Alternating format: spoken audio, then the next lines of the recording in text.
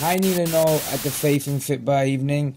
I'm Ikechi Anya and here's a quick interview I did with the Watford Chaplain, Clive, and I hope you all enjoy it. Robin, Oliver pokes it away, but it'll come to Anya. Anya with the shot from range. What a goal that is!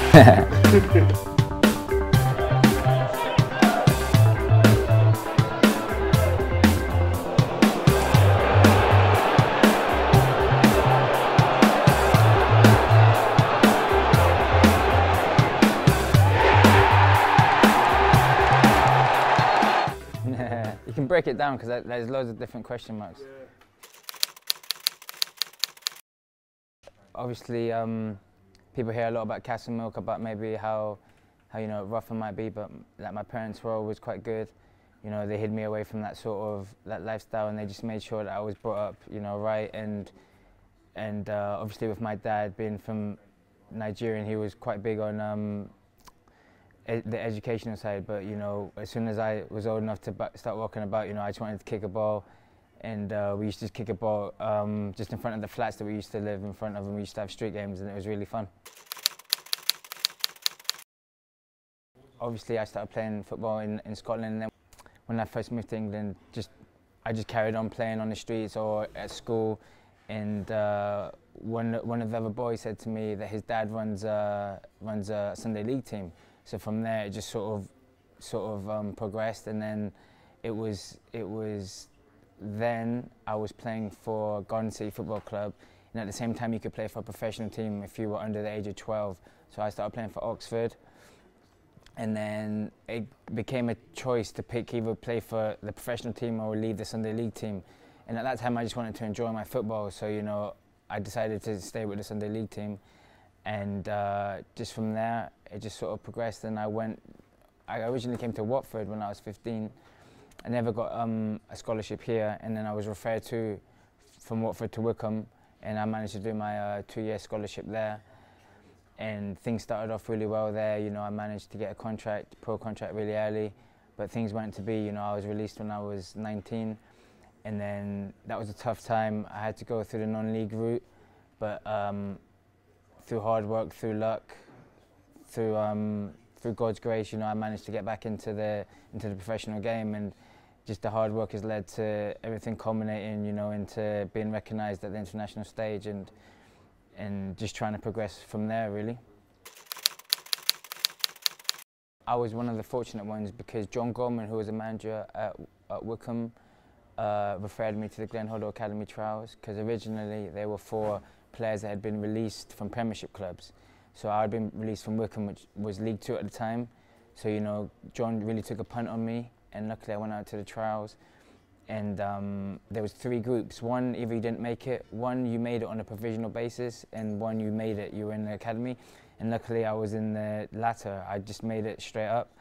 And just from there, you were training twice a day, you were improving, you were working with the likes of Hoddle, you were elevating your game, and it was just really, if you really wanted it and you were focused enough to take on board what somebody of Hoddle's pedigree was teaching you, you could really go quite far. And I think with what I'm achieving today, it would never have happened without the Hoddle Academy. My dad is a man of faith as well, and he brought his kids up to be going to church. When I started going to church when I was in Scotland, I can't remember too much about it when we were younger, but my dad really brought us up with just basic, manners. Just he didn't really thrust upon us, people. If you didn't go to church, you were a bad person. But he brought us up being believing, in God, and just trying to live a happy and righteous life. And then when I became of age, when I could make up my mind if I wanted to go to church or not, I decided, from everything that I'd learned, I wanted to pursue my faith. It put me in good stead, and I think that's what really keeps me calm. Because everybody knows how hard football is. It's 1 minute you're up, 1 minute you're down. But I think what keeps me centered through the highs and the lows is my faith in God. For me, loyalties are a big part of life. You know, Scotland, where although I did have a bit of an interest from Nigeria before Scotland was introduced to the frame, Scotland was where I first started to kick a ball.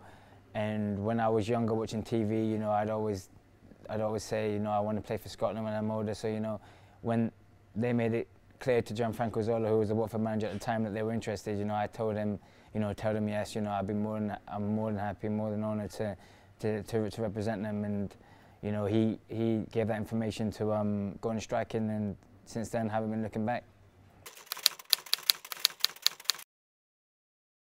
It's a great honour. I still remember my debut when I was on the bench against Belgium, and I was lucky enough to come on, and just that was the first time I'd heard the national anthem live. You know, being at the stadium, and I had goosebumps. And you know, for the gaffer, for going striking, to have faith in me 4 days later to put me in for the Macedonia game, which is when I scored my first goal. You know, that was an incredible feeling. But then, obviously, just when you experience that, you just want to work even harder for it to happen again. You don't want that to be remembered as your only experience. You know, it's like you just want to keep on feeling that way, so you keep on working.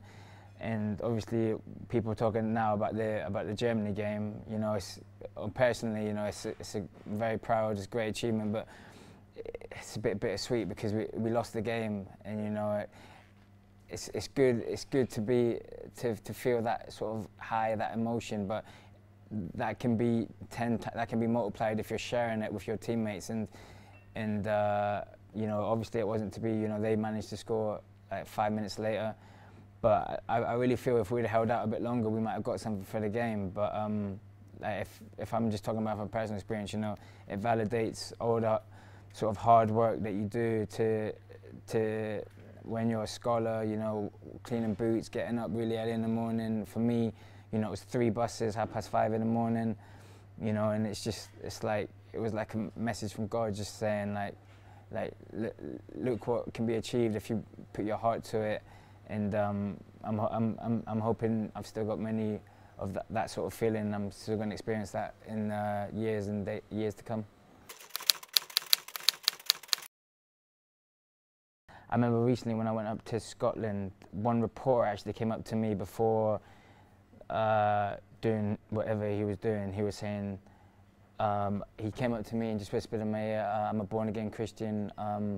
Thank you for like everything that you're doing for the Scotland, and how you're promoting like your faith and stuff like that. And I remember when I first like joined, you know, social media or whatever, and I used to tweet about God and stuff like that, and people would tweet me back positively saying it's good to see you're not like ashamed or hiding your faith. And I was like why would that ever cross my mind, to be ashamed or to hide it? You know, this is who I am. I'm not saying it to enroll other people. You know, if you can take what I'm saying and help you have a more peaceful life, and you can take it on board, you know, fine, do it. If it doesn't apply to you, you know, just respect that I'm just like anybody else with an opinion, and you can go your way and I can go my way. You know, I'm not trying to brainwash anybody, but this is what I feel is good for me. It's what works for me, and you know, I just want to share it to try and make other people benefit from it. Yeah, you know, our Watford Chaplain is called Clive. He's doing an interview, and you know, he's been brilliant since day one when I came here. You know, it's not even a Christianity thing. You know, he looks after all the players. He always asks me when we have new players in, do you think there's anything I can do to help and stuff like that? And you know, for the ones that might need, you know, that sort of guidance, you know, I'm more than happy to refer to Clive, and Clive's more than happy to you know, to help him out. You know, it's good to have somebody like that at the club. So for instance, if things aren't going so well on the pitch, you know, you've got somebody there that will always listen to your worries, and he'll give you what advice he thinks is applicable, and it just keeps you feeling strong and good about yourself. So people like Clive are definitely like a blessing and an asset to teams like Watford.